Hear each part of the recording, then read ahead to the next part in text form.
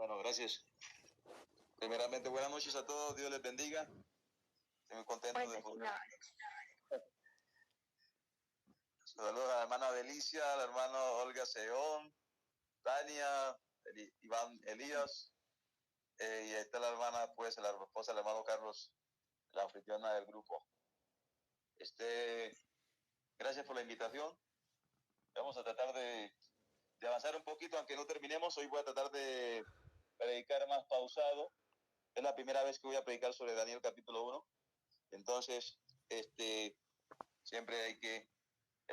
La primera prédica le ayuda a uno para poder encajar bien el tema para la segunda prédica y luego la tercera.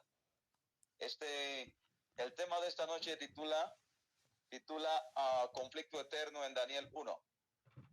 Y quisiera leer, antes de iniciar, quisiera leer una cita de la hermana White en el comentario adventista tomo 4, página 1888.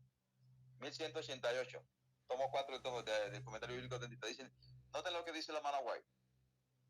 Lean el libro de Daniel. ¿Qué dice la hermana White?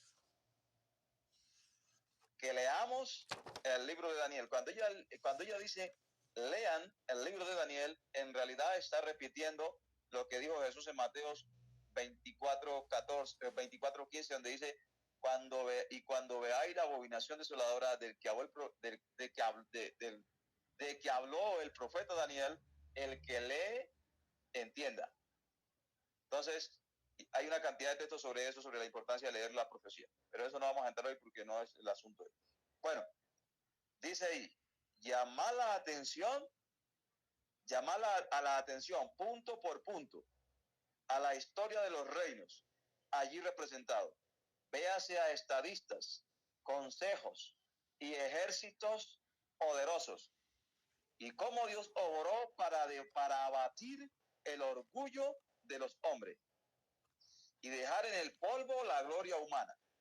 Sé lo que cuando uno estudia a Daniel, uno descubre que los hombres, ahí hay una cantidad de hombres soberbios, pero Dios abate esa soberbia. Por ejemplo, los astrólogos, magos y caldeos, vemos cómo en el capítulo 2 su gloria es abatida, es reducida al polvo.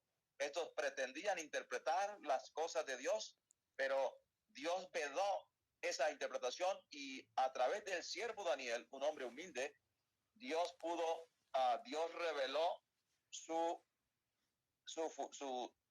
el asunto de su profecía. Denme un ratico aquí porque estaba leyendo una cita en otro lugar y voy a salir de aquí de esta parte. Hoy estoy con PowerPoint. Voy a salir acá a otra, donde tengo el tema, para poder continuar. Entonces, ¿qué debemos hacer, hermanos? Debemos leer el libro de Daniel. Aunque no entendamos, debemos leerlo. Aunque la hermana White dice que claramente que nadie podrá explicar las profecías como debe ser, hoy yo no pretendo en esta noche exponerles el tema. No quiero dar referencias históricas, recién estoy investigando algunas cosas, estuve viendo unos documentales de un pastor que es erudito en eso y realmente uno no sabe nada todavía. Hay mucho que comentar, cronología de profetas, todo eso, pero eso ya será para otro asunto. Son temas más que todo académicos. Ahorita no creo que nos competa eso. Bueno, conflicto eterno en Daniel 1. Cuando hablamos de un conflicto, hablamos prácticamente de una controversia, de una lucha, ¿verdad? Y normalmente muchos al estudiar el libro de Daniel creen que esa lucha ahí entre Babilonia y Jerusalén es simplemente un conflicto o una controversia entre dos naciones que luchan por territorio. Pero la realidad no es así. Eso tiene una trascendencia eterna y tiene que ver con ese individuo que en la eternidad ha querido usurpar el trono de Dios. Y según primera de Juan 3:12, utiliza a individuos. Utilizó a Herodes para querer matar al Señor Jesús. Jesús era el representante de la nación de Israel y Herodes, utilizado por el dragón, que era el imperio romano usado por Satanás, quería acabar con Jesús. Y ese conflicto Quisiera que algún hermano me leyese allí para que fuésemos todos partícipes. Apocalipsis 12, 7 al 9. Es un texto muy conocido, ¿verdad? Hermano Iván Elías, si no está amable y me lees ese texto allí de Apocalipsis 12, 7 al 9.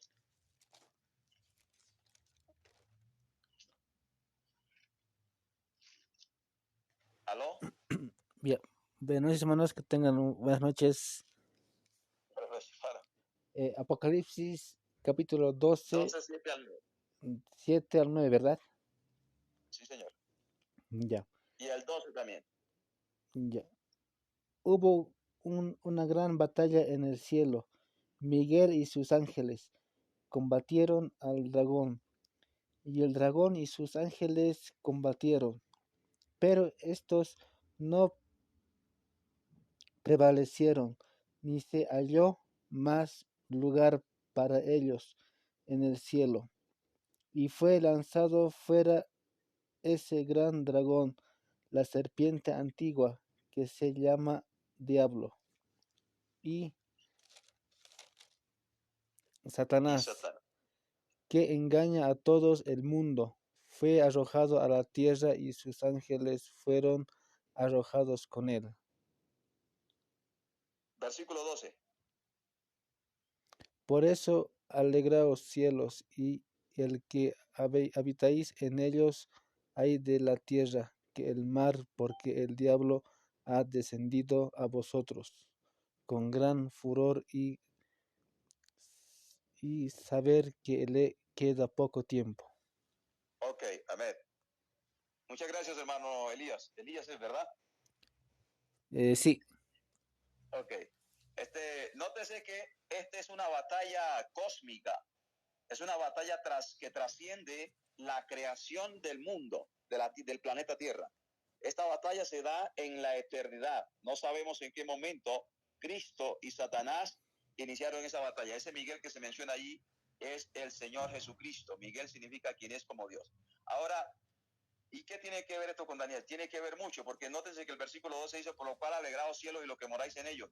Pero hay de los moradores de la tierra, porque el diablo ha descendido a vosotros con gran ira, sabiendo que le queda poco tiempo. Si usted lee, por ejemplo, el libro de Génesis, capítulo 3, versículo 1, van a ver que ahí es donde hay una batalla terrenal cuando Eva y la serpiente, inducida por Satanás, tienen una controversia conceptual. Esto no es una lucha o un combate o un conflicto de espadas literales, de fusiles, de machetes. No, este es un conflicto de conceptos, de ideas. Dios dice algo y Satanás dice otra cosa. Y por eso es que Pablo, en el libro de Efesios, capítulo 6, abra su Biblia en Efesios capítulo 6, versículo 11 y 12. Noten lo que dice el apóstol Pablo a los Efesios. Vestido de toda la armadura de Dios para que podáis estar firmes contra las acechanzas del diablo. Porque no tenemos lucha contra sangre y carne, sino contra principados, contra potestades, contra los gobernadores de las tinieblas de este siglo, contra huestes espirituales de maldad en las regiones celestes. Por lo tanto, este conflicto que hay ahí en Daniel, esta es una introducción que estoy haciendo, después vamos a ir revisando versículo por versículo y si no terminamos ya queda allí, siempre los temas, nunca se terminan, siempre los temas quedan iniciados, porque la palabra de Dios es infinita. Según esos versículos hemos notado que esta es una lucha espiritual, es una guerra entre el bien y el mal. Dios dice algo y Satanás quiere imponer sus normas. Entonces, la pregunta es, ¿por qué se da un conflicto? Surge la siguiente pregunta en este tema de Daniel como introducción. ¿Por qué se da un conflicto? Quisiera oír opiniones. Vamos a hacer esto un poco participativo, ya que este no es un sermón, sino que es una clase, podemos decir que es una clase bíblica. ¿Por qué creen ustedes que se da un conflicto, hermano? Yo quiero ponerlos a reflexionar a ustedes y quiero escuchar sus opiniones para aprender algo diferente. Hermana Olga Seón, ¿por qué cree usted que se da un conflicto?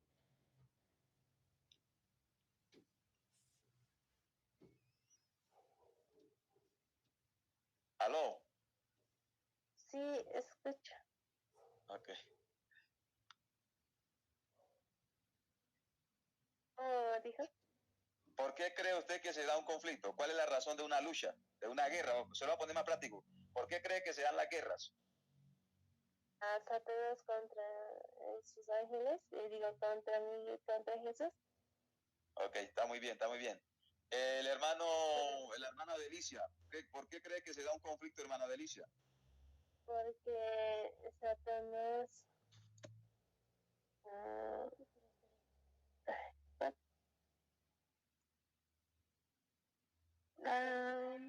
no sabía qué decir.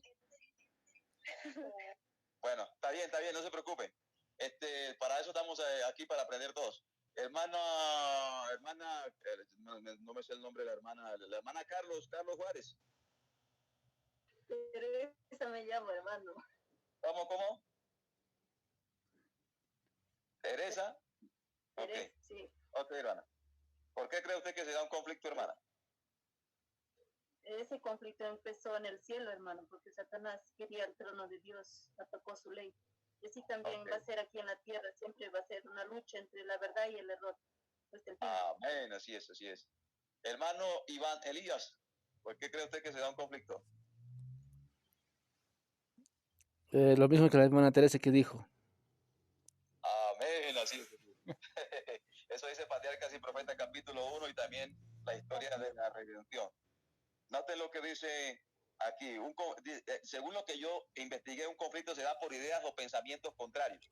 O sea, vamos a suponer que yo llego a la casa de la hermana Teresa y entonces voy ahí y me invitan ahí. Entonces, el hermano Carlos, que es el jerarca, podemos decir, el director de su hogar, dice, hermano, aquí en la casa, nosotros no, después de las 8 de la noche no podemos, no tenemos nuestra puerta cerrada y ya todos estamos dentro de la casa.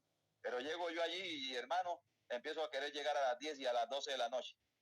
¿Eso qué creen que va a generar? Eso va a generar un conflicto porque yo estoy transgrediendo, estoy rompiendo, estoy infringiendo las normas o leyes del hermano. Entonces, un conflicto se da por ideas contrarias o pensamientos donde cada individuo, ojo, cada individuo u oponente busca o pretende establecer sus ideas, normas o leyes que rigen el orden. Por ejemplo, que ustedes podrían decir, ¿será que el hermano tiene ejemplo bíblico para eso? Noten lo que dice, miren ustedes el concepto de Dios. Vayan al libro de Génesis capítulo 2, versículo 15. Cuando uno lee el capítulo 1 de Génesis, uno descubre que en el versículo 31 que dice que Dios creó todo bueno y bueno en gran manera. Y la idea de Dios era que eso bueno en gran manera se perpetuase, o sea, permaneciese eternamente. Y entonces cuando llegamos al capítulo 2, versículo 15, Dios establece una norma para que eso bueno en gran manera continúe o permanezca. Noten lo que dice Génesis 2, 15 al 17. Dice, tomó pues Jehová Dios al hombre y lo puso en el huerto de Edén para que lo labrara y lo guardase. Y mandó Jehová Dios al hombre, diciendo, de todo árbol del huerto podrás comer, mas del árbol de la ciencia, del bien y el mal, no comeráis, porque el día que de él comieres, ciertamente que morirás.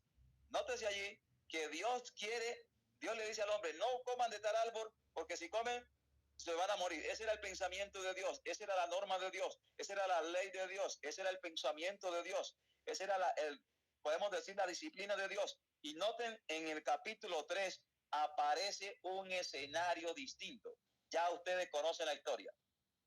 Noten lo que dice Génesis capítulo 3, versículo 1 al 7. Pero la serpiente era astuta más que todos los animales del campo que Jehová Dios había hecho, la cual dijo a la mujer, con que Dios os ha dicho, no comáis de todo árbol del huerto. Y la mujer respondió a la serpiente, del fruto de los árboles del huerto podemos comer, pero del fruto del árbol que está en medio del huerto, dijo Dios, no comeréis, porque no comeréis de él, ni le tocaréis para que no muráis. Entonces la serpiente dijo a la mujer, no moriréis, ¿Y qué pasó? La mujer comió y le dio a Adán, dice el resto del versículo. Entonces, Dios dice, si comen del árbol van a morir. Satanás dice, a través de la serpiente, no van a morir. Entonces, ¿qué hay allí? ¿Quién está? Mire que hay ahí leyes opuestas, normas opuestas. Satanás queriendo contradecir que la palabra de Dios a través de sus ideas, de sus conceptos. O sea, por eso se da un conflicto, por pensamientos o ideas contrarias. Nosotros notamos, y esta idea de Satanás es lograr que hubieran dos pueblos, hubiera divisiones. Las divisiones vienen del enemigo. Pero cuando ustedes leen el capítulo 4 de Génesis, ustedes descubren que Dios nunca ha querido tener dos pueblos. Por eso, cuando llamó a Caín y Abel para que ofrecieran la ofrenda, quería que ofrecieran no solamente frutas, sino que ofreciesen un cordero, porque sin derramamiento de sangre no hay remisión de pecados. Y ustedes ven en la historia, pueden leer Génesis capítulo 4, 1 al 11, descubren que a Caín no le gustó que Dios aceptara la ofrenda de Abel. Y entonces, ¿qué pasó? Su rostro se decayó y Dios le llama y le dice, oye, miren que ahí en ese llamado Dios no quiere que haya otro pueblo, que le dice, oye, Caín, ¿y por qué has caído tu semblante? Si haces lo bueno, ¿no serás acepto? Pero si no, el pecado está a la puerta para dominarte, pero a ti te será sujeto, o a ti te será su deseo, según dice algunas versiones. Entonces, ¿por qué Dios le dice eso a Caín?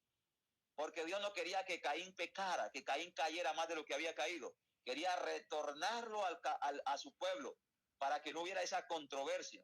Y vemos que esa controversia se evidencia o ese conflicto, cuando Caín mata a Abel. Por eso es que 1 Juan 3:12 dice, y no como Caín, que era del maligno, el cual mató a su hermano porque sus obras eran justas.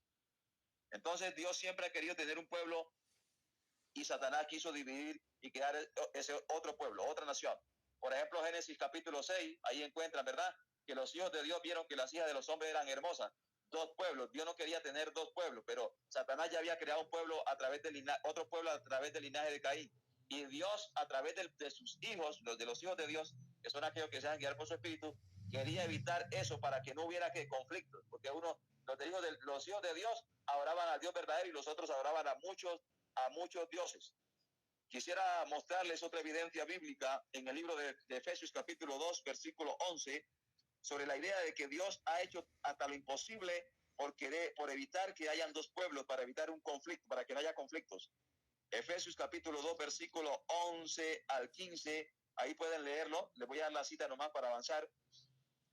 Pueden leerlo. Dice que Dios de los dos pueblos hizo uno. Eso dice Efesios 2, 11 al 15. O sea que el plan de Dios siempre ha sido tener un solo pueblo para que no haya conflictos. Y quisiera leer el libro de capítulo 17 de Juan, versículo 21 al 23. Ahí vemos en la oración agónica de Cristo, en una oración suplicia, podemos decir, vemos el deseo de Dios, el deseo de Jesucristo, de que solo haya un pueblo. Noten, Juan 17, 21 al 23 dice así, para que todos sean, ¿qué? Sean tres, sean dos. Dice Juan 17, 21, para que todos sean uno, como tú, oh Padre, en mí y yo en ti, que también ellos sean uno en nosotros, para que el mundo crea que tú me enviaste. Siempre Dios ha querido tener un pueblo, ¿qué? Un pueblo unido. Y vamos a descubrir más allá, que el conflicto en Babilonia es porque Satanás siempre ha querido desunir al pueblo de Dios, dividirlo. Por eso más en el capítulo 1 van a encontrar que Satanás, a través del rey de Babilonia, quería ofrecerle alimentación impropia a Daniel, quería que consumiera licor, vinos, bebidas fermentadas, porque la idea era apartarlo de la unidad o del vínculo de la unidad en el espíritu, como dice Efesios 4:3, solícito en guardar la unidad del espíritu en el vínculo de la paz, o sea, la unidad con Cristo. 1 Corintios 6:17 dice que el que se une con el Señor, un espíritu es con él. Y ese espíritu ese espíritu de unidad es dado a los que obedecen a Dios, según el libro de está ya en Hechos 5:32. Pedro respondió, nosotros somos testigos suyos y el Espíritu Santo que Dios ha dado a quienes lo obedecen. El Espíritu Santo es el que produce unidad. Bueno, aunque ese no es el tema, pero esta es una parte introductoria sobre este asunto, sobre el plan de Dios a evitar que hayan conflictos. Bueno, la única manera, nótese que hay un conflicto en Daniel 1, la única manera de que haya paz en el mundo, de que haya tranquilidad, es que el hombre observe la ley de Dios. Si ustedes leen, por ejemplo, Salmo 119, 165, dice claramente allí, mucha paz que tienen los que aman que tu ley. Y Isaías 23, 3 al 4 dice, tú guardarás en completa paz aquel cuyo pensamiento que en ti persevera, porque ha confiado en ti. Y confiar en Dios significa estar en armonía con Jesús, estar en armonía con su santa ley. Un conflicto también se da cuando una persona o una determinada organización no permanece en las leyes o normas establecidas. Y aquí recordando lo que dijo la hermana Teresa, en realidad el conflicto se dio porque Satanás no permaneció en la ley de Dios. Satanás atacó la ley de Dios. ¿Y cómo podemos bíblicamente rectificar ese asunto? El libro de Juan capítulo 8, versículo 44, dice que Satanás no permaneció en la verdad.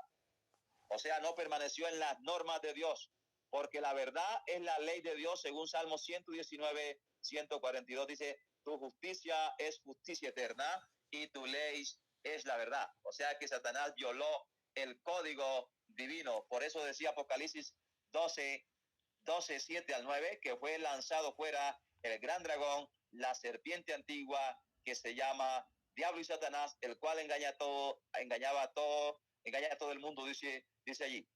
Quisiera parar un ratico y escuchar comentarios, alguna pregunta, no sé si alguien quisiera hacer.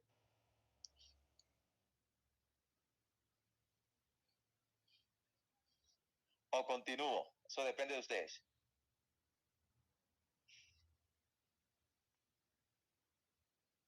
¿Aló? Hermano, y en el mensaje siempre va a haber unidad, o es que va a haber siempre, se van a oponer, va a haber controversia. Porque Jesús dijo, no he venido a traer paz, sino espada, ¿no ve? Sí, eso está en San Juan 14, 27, 26 y 27 creo que es, no, creo que es San Juan 14, 26, ya le digo. Permítame buscar aquí. San Juan, aquí. No recuerdo esa cita, sí, pero sí está por ahí. Dice que no he venido a traer paz sino espada. Pero esa espada que Jesús habla allí no es una espada de asesinato, de criminalidad. La espada en la Biblia, en el contexto de Cristo, representa su palabra. O sea que cuando se da un mensaje, como los hombres están apartados de Dios y alguien de la familia se arrepiente, entonces cuando empieza a predicar, entonces eso genera, no porque la palabra de Dios sea controversial, sino porque el enemigo ha puesto un espíritu de rivalidad, algo que rivaliza contra la palabra de Dios. Así como Satanás no permaneció en la verdad, ellos no quieren permanecer en la verdad, entonces por eso hay una guerra, y entonces se levanta el hijo contra su padre, la hija contra la madre, el suegro contra su yerno, y así sucesivamente. Porque si eso fuese así, recordemos que el evangelio se predica a través de la palabra de Dios, y se le llama al evangelio en Efesios 6:15 el evangelio de paz. ¿Y por qué se le llama evangelio de paz? Porque proviene del príncipe de paz, según Isaías 9:6, que es Cristo. Entonces, la guerra realmente, la controversia es no porque la palabra de Dios quiera generar eso, sino porque los individuos, debido a su pecado, se enemistan contra Dios, se vuelven enemigos de Dios. Por eso dice Gálatas 4:4 que la amistad con el mundo es enemistad contra Dios. Si alguno se hace amigo del mundo, se constituye en enemigo de Dios. No sé si hay algún otro comentario por ahí. Está claro, hermano. Ok, entonces continuaré. Ahí, por ejemplo, ahí en el libro de Daniel vamos a encontrar que hay una rebelión de Jerusalén. Y la rebelión, según el libro de Primera de Samuel 15, quisiera leer ese texto. No está aquí en mi seminario, en mi tema, pero quisiera leerlo porque armoniza con el tema, que la Biblia es diversa. Primera de Samuel 15, búsquelo por ahí, alguien que lo quiera leer, por favor. Primera de Samuel 15, versículo 23, creo que es.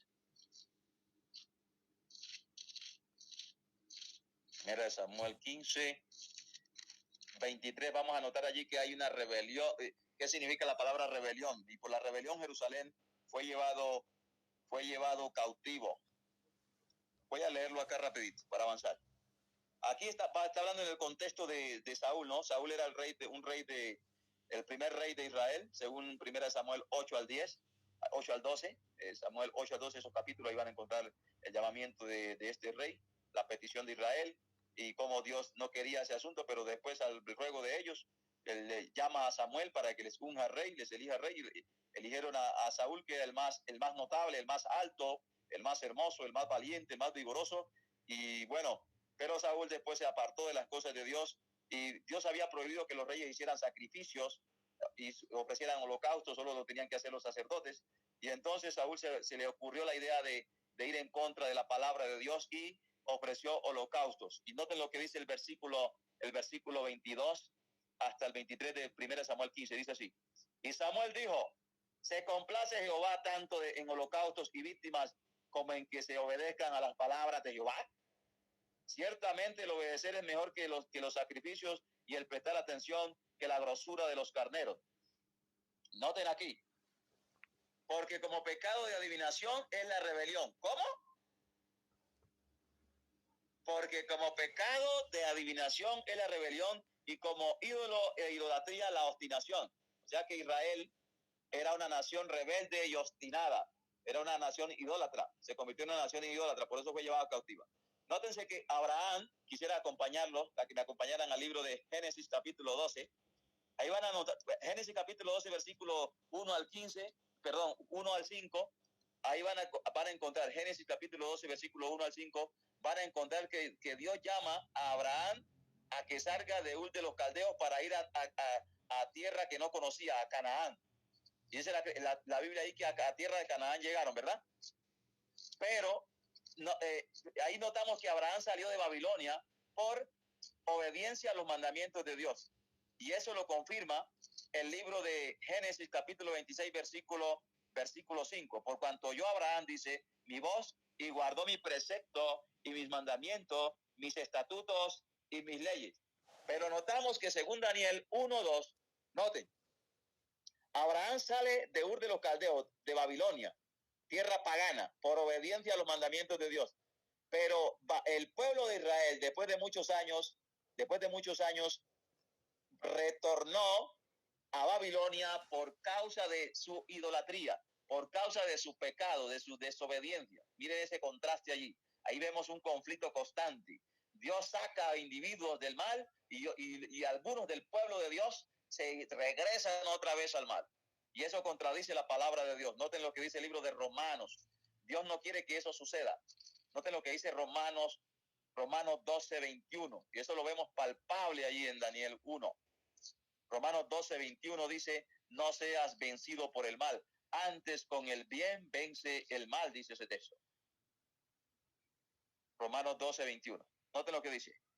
No seas vencido de lo malo, sino vence con el bien el mal. Entonces, Abraham venció el mal con la ayuda de Dios por escuchar la voz de Dios y obedecer su mandamiento. Y salió de Babilonia, salió de esa confusión. Y el pueblo de Israel retorna a Babilonia debido a su rebelión, debido a que le llevó la contraria a la palabra de Dios. Quiero deciros que el cautiverio de Babilonia, porque las profecías no son de correr, hermano, porque tienen mucho trasfondo histórico. Y eso que yo no soy experto en profecías, porque ahí falta mucho comentario de cronología de profetas, que yo todavía no tengo la capacidad de hacer eso, pero lo voy a investigar más adelante.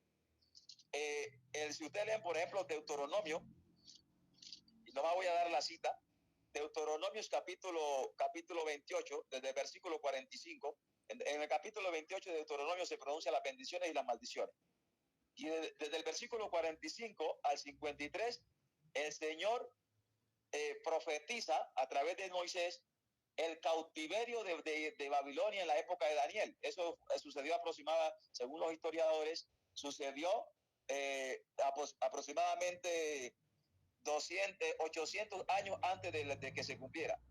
¿Y por qué eso fue tan exacto? ¿Y por qué no falló? Porque la Biblia es clara. Dios conoce los corazones de los hombres y Dios conoce el futuro, ¿verdad? además de eso, la Biblia dice que Dios no miente. Por ejemplo, Tito 2 dice que Dios no miente. Dice la Biblia en Romanos 3:4 que Dios es veraz y todo hombre sea hallado mentiroso. Dice la Biblia en Santiago 1:17 que en Dios no hay mudanza ni sombra de variación. Dice el libro de Malaquías 3:6 porque yo Jehová no cambio. Entonces, el propósito de Dios se cumple, ¿verdad? Cuando Dios dice algo se cumple. Gálatas 6:7 dice que Dios no puede ser burlado por nadie, o sea que los planes de Dios no pueden ser estorbados. Dios conoce el futuro. Isaías 42:9 y 46:9 al 10 dice que Dios anuncia cosas nuevas antes que salgan a la luz. Él las hará notorias, o sea que Dios se anticipa al futuro. Dios es Dios está adelante. ¿Cómo poder explicar esto? Ya, con los textos nomás. Dios es omnisapiente, conoce el fin desde el principio, por eso se le llama el alfa y la omega. Ahora, después de esta breve introducción, ahora sí vamos al capítulo 1 de Daniel. Abran sus Biblias en el capítulo 1 de Daniel y vamos a intentar avanzar hasta donde nos dé el tiempo.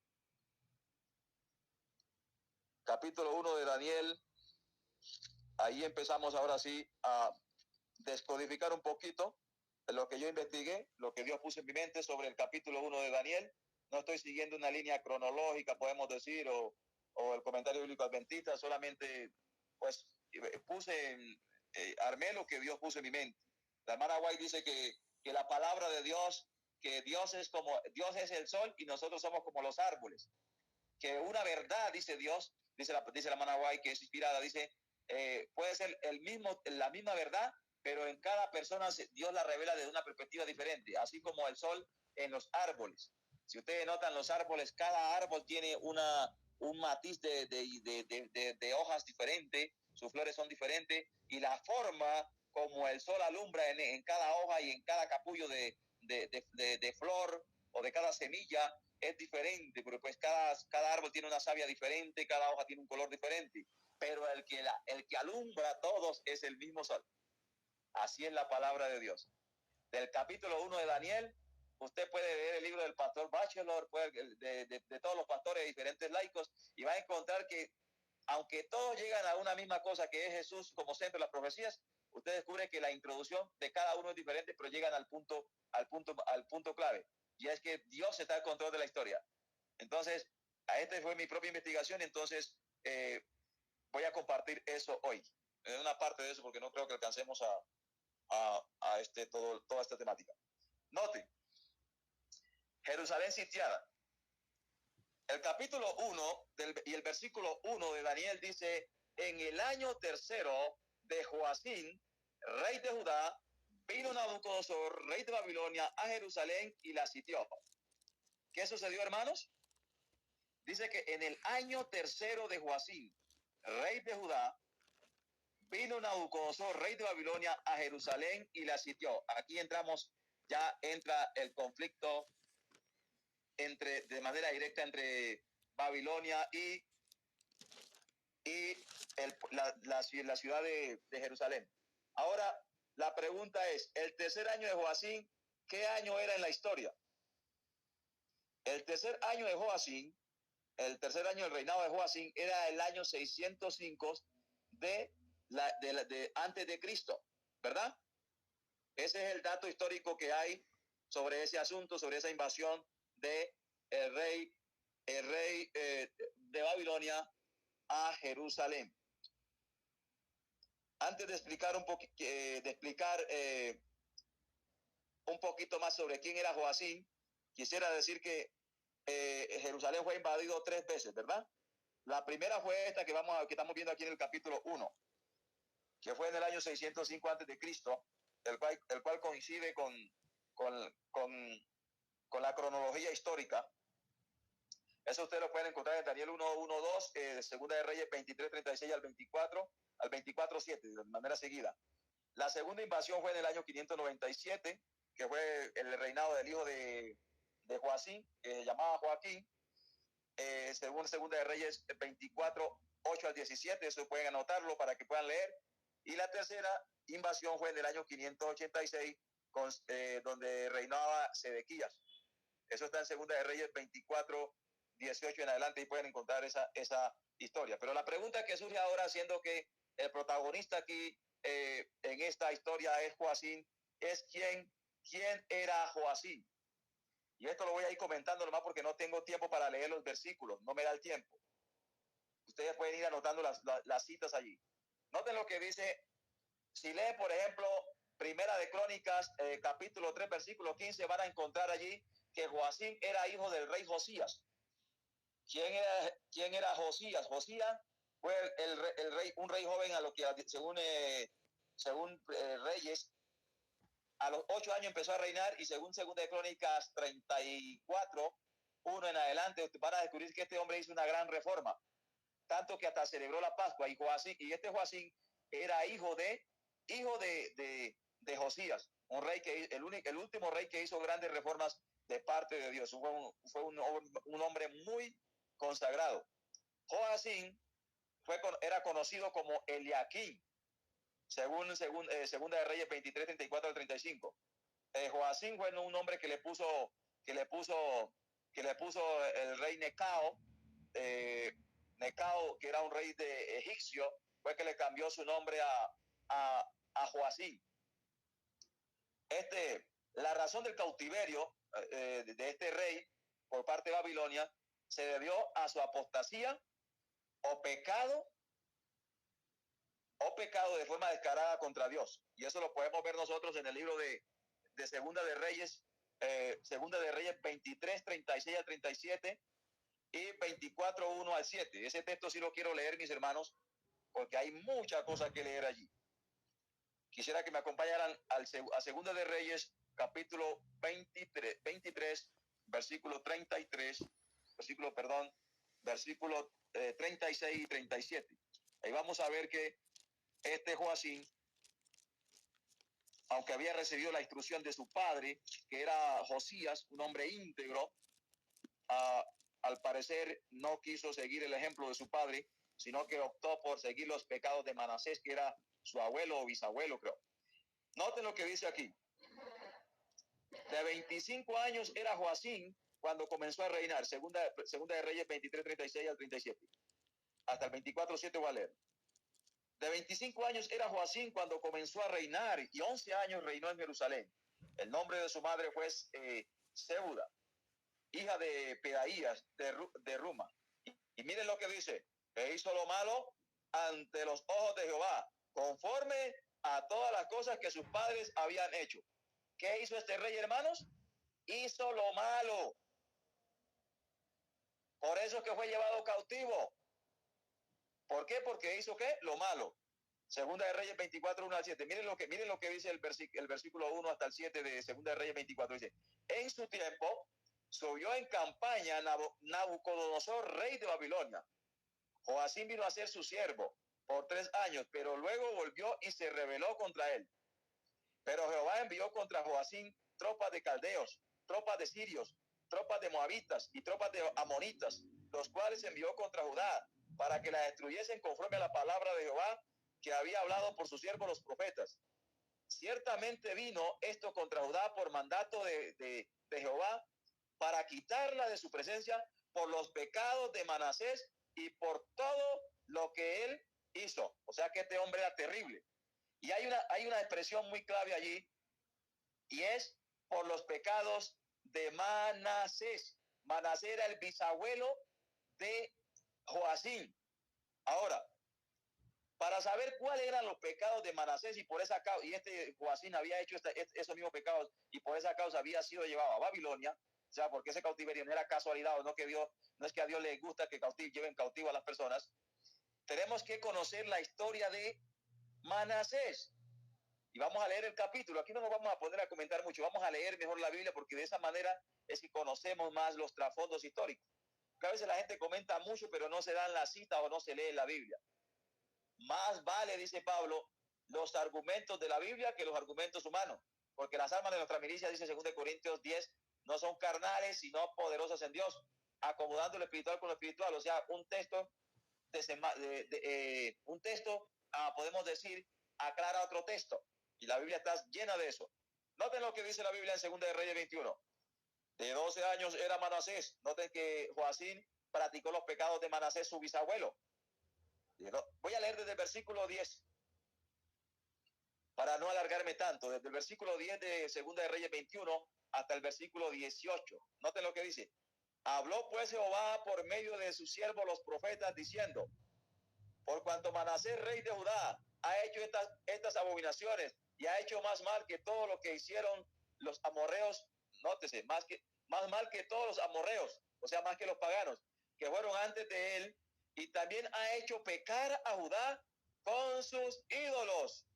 Por tanto, así ha dicho Jehová, el Dios de Israel: he aquí yo traigo tal mal sobre Jerusalén y sobre Judá, que al que lo oyere le retiñirán ambos oídos, y extenderé sobre Jerusalén el cordel de Samaria y la plomada de la casa de Acab, y limpiaré a Jerusalén como se limpia un plato que se refriega y se vuelve boca abajo, y desampararé el resto de mi heredad y lo entregaré en manos de sus enemigos, y serán para presa y despojo de todos sus adversarios, por cuanto han hecho lo malo ante mis ojos y me han provocado a ira desde el día que sus padres salieron de Egipto hasta hoy.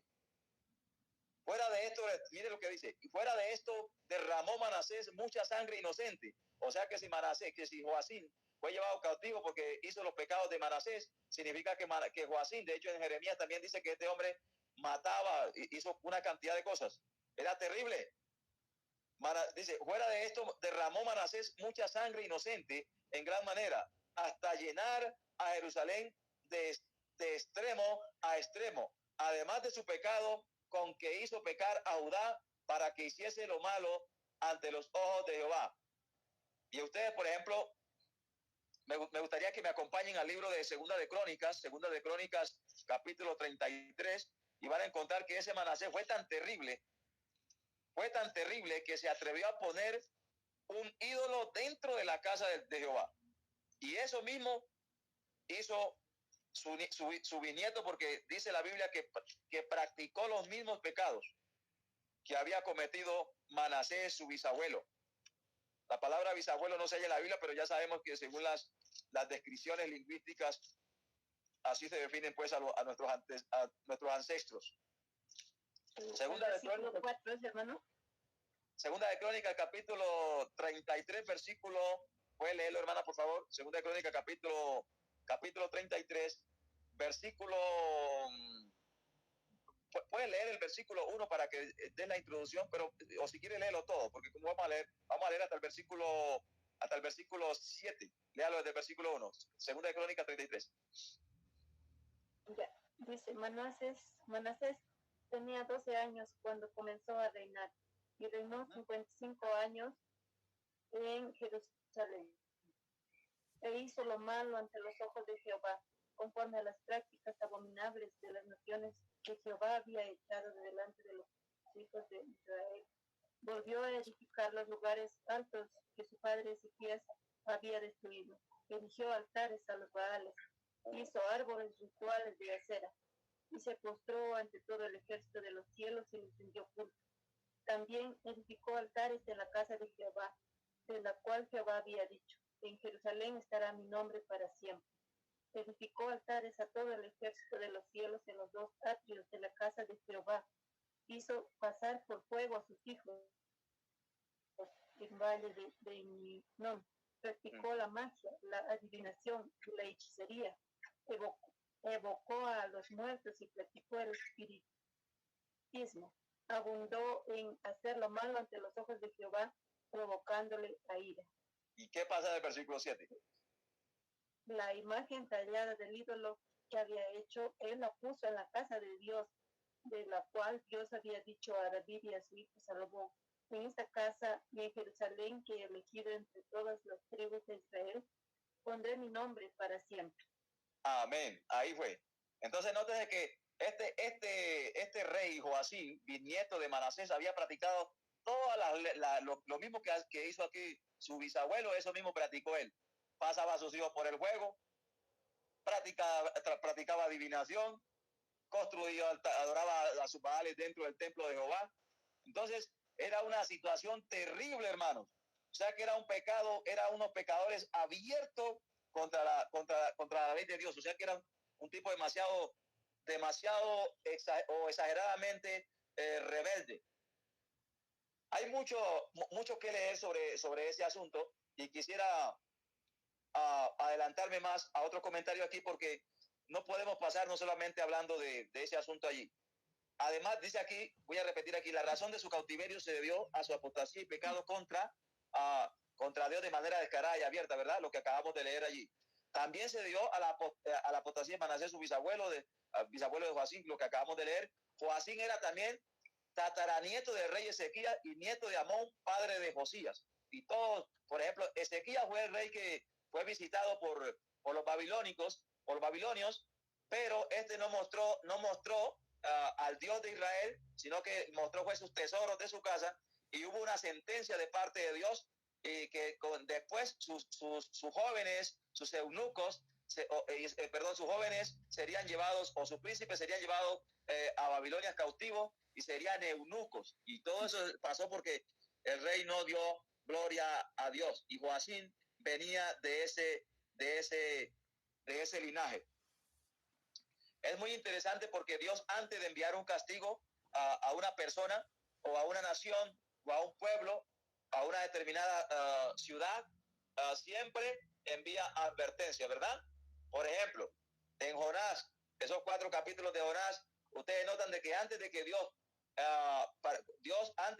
aunque Dios decidió que iba a destruir a Nínive, antes de que llegara el castigo, Dios envió a Jonás, ¿para qué? Para advertirles. ¿Y qué pasó? Como el pueblo se arrepintió, Dios desistió de su ira. O sea que Dios advirtió, ¿verdad? Eso mismo pasó con estos tipos, con este Joacín, con el reino de Jerusalén. Ahora, cuando ustedes leen el libro de Génesis, antes de que el hombre pecara, Dios le había dicho a Adán y Eva, hombre, no coman del árbol prohibido. ¿Qué pasó? Comieron, y como resultado vino ¿qué? El cautiverio espiritual, la caída espiritual. Fueron cautivos del pecado. La Biblia dice en Romanos 6, 16, vamos a leer ese texto y van a notar que este Joacín, ese imperio o Jerusalén, se hicieron cautivos del pecado por no oír las advertencias de Dios. Noten lo que dice Romanos 6, 16. Romanos 6, 16. Es que ese cautiverio de Babilonia tiene un trasfondo extraordinario y no se puede ser superficialista en esos estudios proféticos. Hay mucha información allí.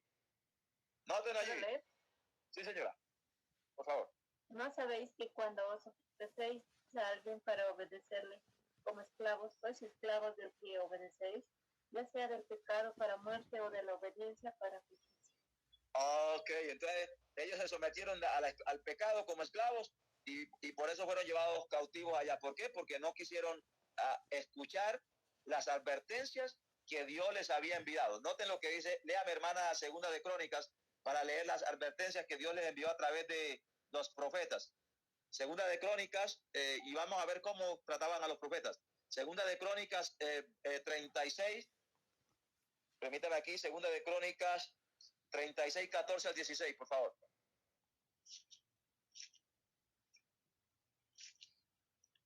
Algunos dirán, no, pero ¿cómo es que ese Dios que es bueno y que es amor, va a permitir eso? No. Si Dios pone sus reglas, por ejemplo, los antidiluvianos, Dios les mandó la amonestación a través de Moisés, ¿y qué pasó? Hicieron lo que les dio su gana. No quisieron escuchar, ¿y qué pasó? ¿Cuál fue el resultado? Destrucción. Segunda de Crónicas, hermana, por favor, 36, 14 al 16. ¿Qué dice? También todos los jefes de los sacerdotes y el pueblo multiplicaron sus infidelidades, siguiendo todas las abominaciones de las naciones y contaminando la casa de Jehová, que él había santificado en Jerusalén. Jehová, Dios de sus padres, les envió sus mensajeros persistentemente, porque tenía misericordia de su pueblo y de su morada.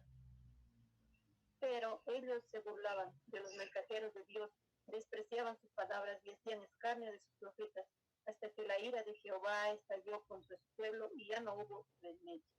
Uy, terrible. En mi Biblia dice la versión, el versículo 14 dice, también todos los principales sacerdotes y el pueblo aumentaron la iniquidad, siguiendo todas las abominaciones de las naciones y contaminando la casa de Jehová. O sea que esta gente no hacía nada de lo que Dios de lo que Dios así, quería que hicieran, sino que entonces que dice que aunque Dios le mandó los profetas para advertirles, ¿qué hacían? Los maltrataban, no les prestaban atención. Y como resultado, ¿qué? Vino ¿qué? El cautiverio, la destrucción de Jerusalén. Nótense que vamos al libro de Isaías 24, y vamos a notar allí claramente que cuando el hombre traspasa la ley de Dios, que cuando el hombre no oye el consejo de Dios, entonces viene como resultado la destrucción. Viene la enfermedad en la tierra. La tierra se enferma porque Jehová quita su protección. Léame, por favor, Isaías 24, 1 al 6.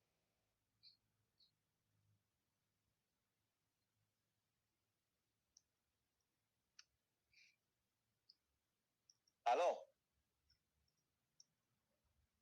Dice así: he aquí que Jehová devastará y arrasará la tierra, trastornará su superficie y dispersará a sus habitantes. Al sacerdote le sucederá como a la gente del pueblo, al esclavo como a su señor, a la criada como a su señora, al que compra como al que vende, esta como al que toma prestado, al acreedor como al deudor.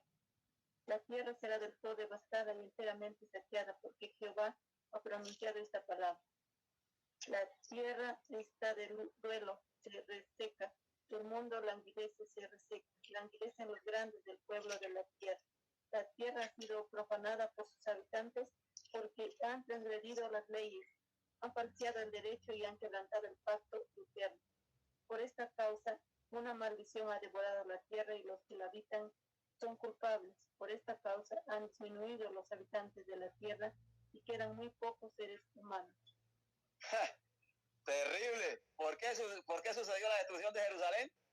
Porque traspasaron ¿qué?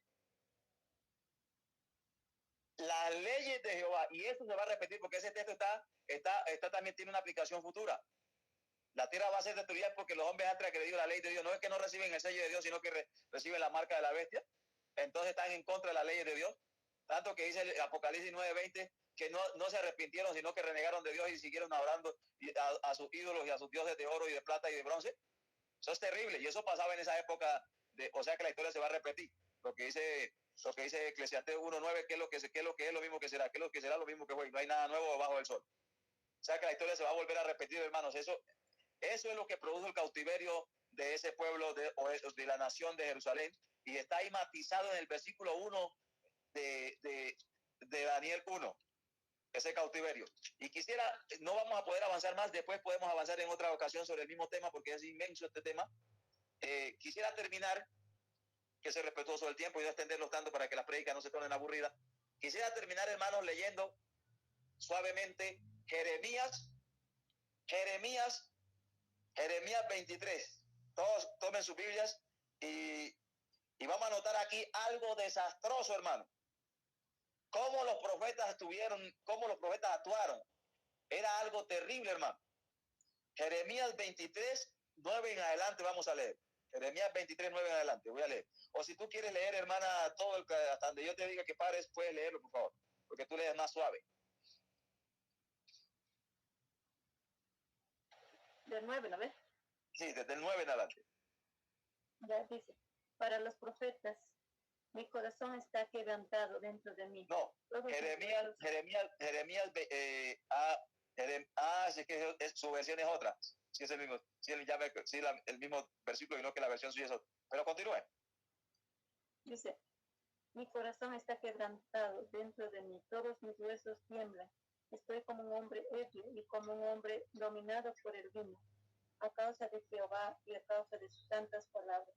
Porque la tierra está llena de adúlteros, porque por causa de estos la tierra está enlutada, y los pastizales del desierto se han secado. La carrera de ellos es mala, su poderío no es recto. Tanto el profeta como el sacerdote son unos impíos, dice Jehová. Aún en mi casa he hallado su maldad.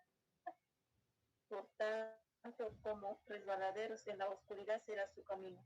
Serán empujados y caerán en él, porque yo traeré el mal sobre ellos en el año de su castigo, dice Jehová.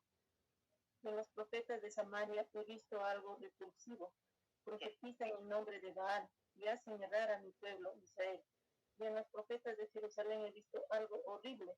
Cometen adulterio, andan en la mentira y fortalecen las manos de los malhechores, de manera que ninguno se convierte de su maldad. Todos ellos son para mí como Sodoma y sus habitantes como Gomorra. Por tanto, así ha dicho Jehová de los ejércitos acerca de los profetas. He aquí que les haré comer a gente y les haré beber aguas envenenadas, porque de los profetas de Jerusalén ha salido la corrupción a todo el país. De ahí consigo. Sí, continúe, yo o si no, si usted gusta, yo puedo leer acá mi versión también. No te lo quiero decir. Así ha dicho, dice, así ha dicho Jehová de los ejércitos. No escuchéis la palabra de los profetas que os profetizan, que os profetizan. Os alimentan con vanas esperanzas. Hablan visión de su propio corazón, no de la boca de Jehová. Dicen atrevidamente a los que me irritan. Dicen atrevidamente a los que me irritan. Jehová dijo paz tendréis. Y a cualquiera que anda tras la obstinación de su corazón dice, no vendrá mal sobre vosotros. O sea que Dios había dicho, hombre, no se resistan. Cuando usted lee el libro de Jeremías, usted descubre uno de esos capítulos que dice, si va a venir el rey de Babilonia, pero si ustedes no se resisten, entonces podrán quedarse aquí y podrán plantar y sembrar aquí en su tierra, pero no, ¿qué hizo el pueblo de Jerusalén? No hizo caso. Entonces vea lo que les pasó. Note lo que dice, porque esos falsos profetas profetizaban paz cuando era mentira. Profetizaban que el pueblo no iba a ser llevado cautivo cuando era mentira. Versículo 18 dice, porque ¿quién estuvo en el secreto de Jehová y vio y oyó su palabra? ¿Quién estuvo atento a su palabra y la oyó? He aquí que la tempestad de Jehová saldrá con furor. En otras versiones dice con ira. Y la tempestad que está preparada caerá sobre la cabeza de los malos. No se apartará el furor de Jehová hasta que lo haya hecho, hasta que haya cumplido los pensamientos de su corazón. En los postreros días lo entenderéis cumplidamente. Versículo 21. No envié yo a aquellos profetas, o sea que esos profetas que le decían al pueblo de Israel que no iban a ser llevados cautivos, no habían sido enviados por Jehová. No envié yo a esos profetas, pero ellos corrían. Yo no les hablé, ellos profetizaban. Pero si ellos hubieran estado en mi secreto, habrían hecho oír mis palabras, o sea que habían perdido comunión con Dios. Habían hecho oír mis palabras a mi pueblo y lo habrían hecho volver de su mal camino, de la maldad de sus obras. ¿Soy yo Dios de cerca solamente? Dice Jehová, y no Dios de muy lejos. ¿Se ocultará alguno, dice Jehová, en escondrijos que yo no lo vea? ¿No lleno yo, dice Jehová, el cielo y la tierra? Yo he oído lo que aquellos profetas dijeron, profetizando mentira en mi nombre, diciendo, soñé, soñé. Y este texto me hacía reír, porque hay muchos adventistas diciendo, soñé, soñé. Y en la época de Israel, cuando estaba en apostasía en contra de Dios, también había muchos profetas diciendo, soñé, soñé. Por eso es que yo mi fe no la fundamento en sueños, sino en la palabra de Dios. Note, ¿hasta cuándo estará esto en el corazón de los profetas que profetizan mentira y que profetizan el engaño en su corazón? ¿No piensan cómo hacen que mi pueblo se olvide de mi nombre? Con sus sueños que cada uno cuenta a su compañero, al modo que sus padres se olvidaron de mi nombre por Baal, o sea que estaban sirviendo a los demonios. El profeta que tuviera un sueño, bueno, pues vamos a dejarlo hasta ahí. Entonces ahí hermanos, podemos ver en este conflicto, podemos ver que hay una apostasía terrible. Oiga, los profetas, los sacerdotes, los líderes de Israel habían apostatado. Decían, soñé, soñé. Más adelante dice que hurtaban la palabra de Dios, o sea, tomaban las porciones de los pergaminos para engañar a los incautos. Entonces, mis queridos hermanos, ahí podemos ver la trascendencia de un conflicto eterno. Así como Satanás quiso hurtar la palabra de Dios, así como Satanás apostató en la eternidad de la palabra de Dios, el pueblo de Dios fue llevado cautivo a Jerusalén, a Babilonia, porque, perdón, aquí se me pasó algo, porque al igual que Satanás no permaneció en la verdad, sino que se dedicaron a adorar a los Baales y empezaron a profetizar mentiras.